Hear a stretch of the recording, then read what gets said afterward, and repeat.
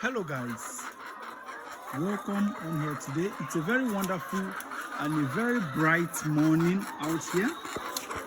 So today we are going to tackle a problem, all right, that every layer farmers fear so much. All right, this is specifically for layer farmers, or if you're intending to go into layers production, producing eggs, all right, producing eggs for sale, all right, commercial purpose, small backyard farms, and in large quantity or in large scale. All right, we are going to tackle this problem that every farmer fears, that brings nightmare to every farmer, which is sudden drop in production, which every farmer is scared of.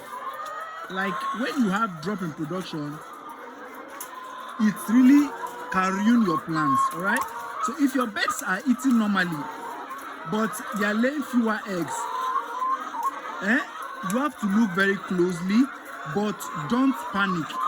But also don't wait for too long, because if you wait for too long, there might be much issues. All right, so today I'm going to show you exactly why this particular problem happens, then how to dictate that your birds is having issues very early, and the steps to take immediately. All right, like I said, you don't have to wait too long.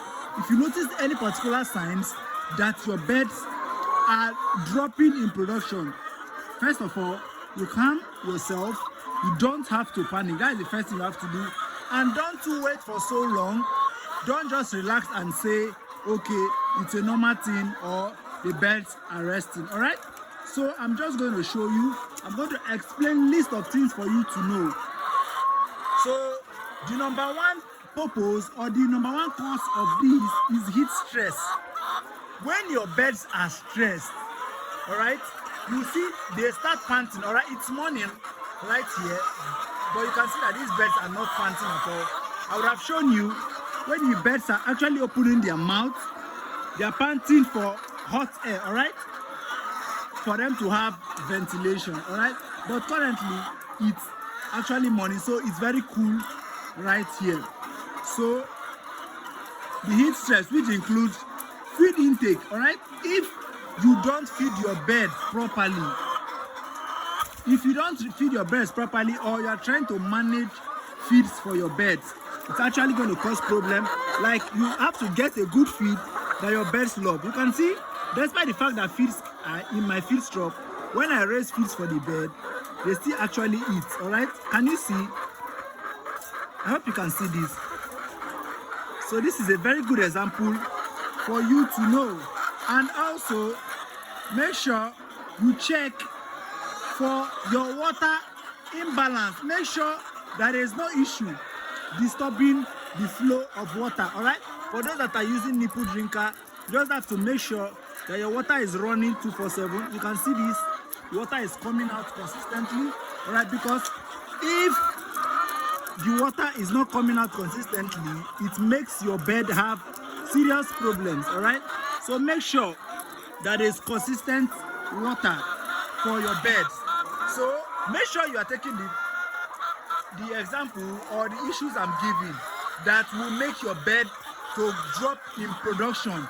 All right, so the next one is feed problems. Most people give their birds moldy feeds that have molds. I'm going to show you. Like in my farm currently, I separate feeds that have few molds. All right, I'm just going to show you for the purpose of this video. You can see molds that are like this. Make sure your birds don't eat those feeds. All right, so this one I just have to remove them. You can see mold feeds, so you don't have to give your birds that kind of feed, so you won't fall into problem. All right, and also changing of feed. You can't just change your feed from one feed to another. Like you're using a particular brand of feed and you just decide to change it all of a sudden, the birds are going to have shock. All right, and it's actually going to be very bad, and it's going to disturb their system. All right, the other one is nutrient deficiency. When we are talking about nutrient deficiency, you know that this particular feed is not good, or it's not okay for your birds, or the feed is very cheap, then you go for that one. because it's cheap or you're trying to save some amount of money, it's not actually good. All right, you don't have to go for feeds that have depreciation in their nutrients. It can cause the birds sudden drop in production. All right, the next is around heat stress and the environment. When you overcrowd your beds or you overstock your beds, all right, or poor ventilation or rats and other things, like when you're talking about overcrowding, you see this particular box is meant for just 3 beds. So if you go ahead and try to put 4 beds in here, you have go against the rules of overcrowding. All right, so your beds are going to be stressed and it's not going to be well for them. It's not going to go well. So secondly, poor ventilation. If you look closely, you can see that round this my pen, we have 4 airflows round. Can you see? Everywhere is open. All right, for this bed, the ventilation is very wide, so it makes this bed to have enough airflow. All right, then predators. We're talking of rat beds that is going to stress these beds, like making them to panic. All right, so that is what you have to take. Make sure you look out for these steps. All right, so you check up their poop, you check any signs that you see that is not normal. You check for their poop, you check for their water intake. If their water intake reduced, if their feed intake reduced, you don't have to wait immediately. But don't panic, because when you panic, you're actually going to take different suggestions from people which can put you in problem. All right, so the actions you have to take immediately when you notice that you have drop in production. All right, first of all, if your pen is covered but mine is not covered, some people put leathers. Like when you look closely, I put these leathers should in case of sun. I'm actually going to bring it down. So if your pen is covered like this and you notice sudden drop in production, you improve ventilation. All right, you raise up this leather, all right, to make sure that there's enough ventilation. Provide clean water. Make sure you have clean water all the time. If you look, like this place is our water, this is where we put our overhead. You see how clean and transparent the water is, and you see, so this is how it is. It's cool. We took it up for the water to be very cool, so it's up. It has a very good airflow, like air touches the water, all right, because it's high. So that is what you have to check. You can put fan, all right, put fan so your birds can be cool at all time. We don't really have fan here currently because here it's very exposed, but over time we're actually going to put, so we're actually going to put fan for our birds. All right, so you have to check the feed quality.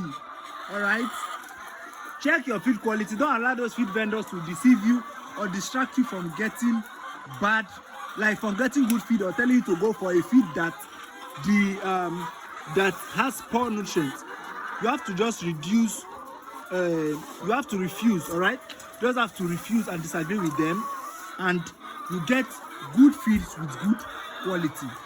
All right, you have, if you are going to change your feed from one feed to another, just make sure you introduce it gradually so the birds won't have enough shock. You can see the way these birds are eating these feeds, despite the fact that they have eaten a lot.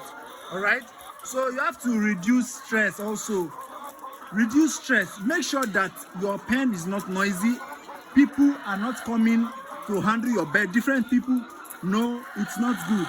All right, then if you notice that one particular bed is wicked in this bed, like they always peck each other, you have to remove this bed from here and put it in another box. You have to swap them if there is aggressive beds. Okay, secondly, record observation. Make sure you take record for any mortality, anything you notice in your pen.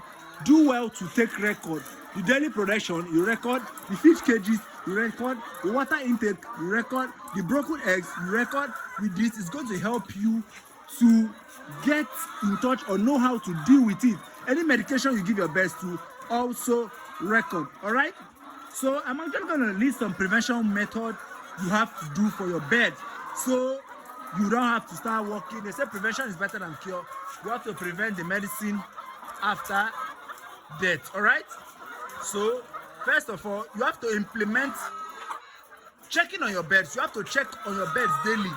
You check egg production, whether it reduced. You check the feed and the water. Do very well to check this every day. Monitor the temperature, all right? So this is my own temperature. You monitor the temperature of your pen, all right? You can see mine currently is around 31 degrees Celsius. It's not too bad, but make sure you monitor, get temperature, a thermometer, all right? Which you use to check your bed. Oh yeah, you're going to plan for season. You know that season, we are currently in January, and we all know that March and April is where heat comes so well. So we have to plan for that time, all right? And make sure to avoid the stress and the heat stress, so we are going to be able to fight against all these problems, so you will not be caught unaware, all right? So, and again, when you are trying to administer medication to your pet, supplements, or any medication, do well to ask your vet. Ask your vet if they support the medication, all right? Read the content of your medications very well, so you don't end up giving your pet something you are not sure of, all right? It's actually going to be dangerous, all right? So, sudden drop in egg production, again, you have to act fast. Stay observant, all right? So, please do well to like, share, and comment below if this has happened in your farm. You have a drop or in egg production, and I will guide you personally.